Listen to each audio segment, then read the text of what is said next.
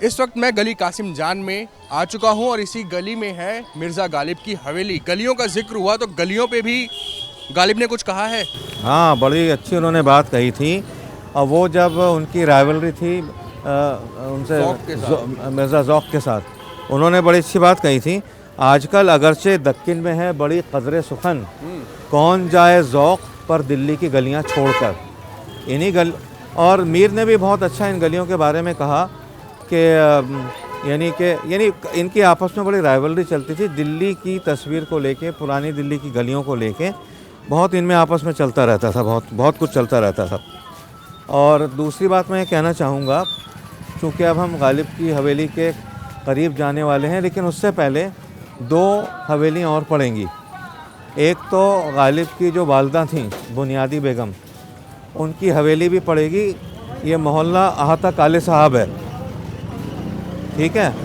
मोहल्ला आहता काले साहब वो मोहल्ला है कि जहाँ पे बहुत बड़े बुज़ुर्ग काले ख़ान रहा करते थे।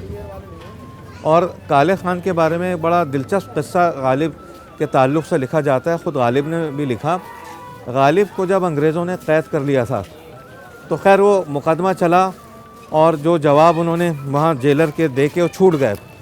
जब गालिब छूटे तो लोगों से ये कि लोग पीछे ना पड़ें और दोबारा उनको क़ैद ना कर लिया जाए, तो इन बुज़ुर्ग के पास आ गए जो आहता काले साहब में, नाम ही उस मोहल्ले का आहता काले साहब है, यानी आहता मतलब डोर, दरवाज़ा।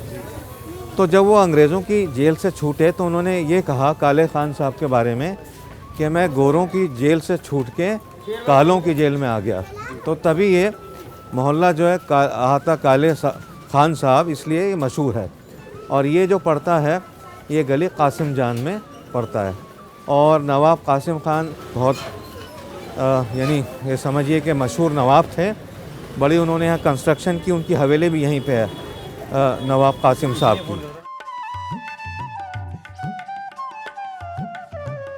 अब हम गली कासिम जान की उस पड़ाव पर आ चुके हैं जहां पर गालिब की हवेली है। अब हम बस गालिब की हवेली में घुसने वाले हैं। उससे पहले मैं एक छोटा सा सवाल अपने गेस्ट से पूछूंगा इस मोहल्ले के बारे में। ये जो मोहल्ला जो है, जैसा हम पढ़ते आए हैं उसमें कहा जाता है कि ये हकीमों का मोहल्ला है। तो इस मोहल्ले के बारे में हम थोड़ी सी चर्चा करेंगे, उसके बाद हम आपको हवेली के अंदर लेकर के जाएंगे। फिरोज साहब, इस मोहल्ले के बारे में ज़रा बताएं, क्या इतिहास है यहाँ पे, कौन लोग रहा करते थे, किस वजह से इसको जाना जाता है। हाँ देखिए, ये ना बड़ा तारीख़ी मोहल्ला है। ये गली कासिम जान है और जो बाज़ार है ये बाज़ार बल्ली मारान के अंदर ये गली है, गली कासिम जान। और गालिब की हवेली भी इसी में है, यानी गली कासिम जान में। और ये बड़े एक समझिए कि बहुत ही एक हिस्टोरिक आप मॉन्यूमेंट में आ गए हैं। और जहाँ तक इस यानी मिल्कियत का ताल्लुक़ है गालिब की हवेली का, तो ये हकीमों वाली हवेली भी कहलाती थी। वैसे हकीमों की हवेली उधर है, हकीम अजमल ख़ान, अब उनके जो है पड़पोते हैं हकीम मसरूर ख़ान, वो उस हवेली में रहते हैं। गालिब की हवेली और हवेली के साथ है मस्जिद।